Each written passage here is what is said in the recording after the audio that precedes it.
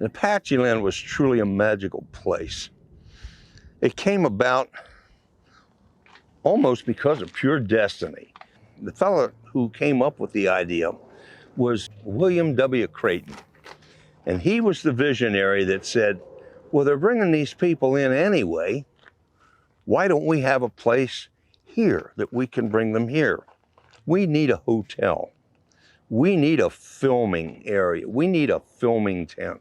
We need a movie ranch. Originally, they had thought very seriously about making this like a Disney World or a Disneyland. And it turns out that the fellow who was one of the designers was Nate Weinkauf, who was from Disney. He was one of the Disney people, and he came out, he was one of the builders, designers, and whatnot.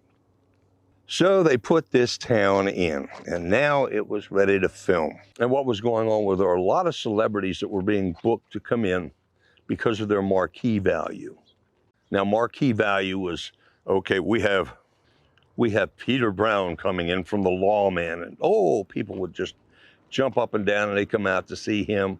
And of course, now they're in town, they would see everything that was there. And of course, Bill Creighton and some of his cronies were making a point of going to Hollywood.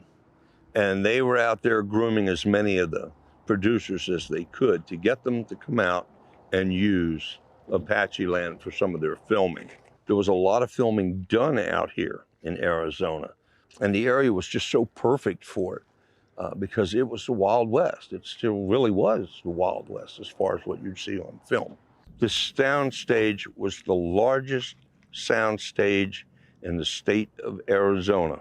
And for those of you who later saw the movie Charro with Elvis Presley, and he's in the sheriff's office and have visited Apacheland and you saw the sheriff's office, you didn't see the sheriff's office that Elvis went into because Ron Nix built that sheriff's office inside the soundstage.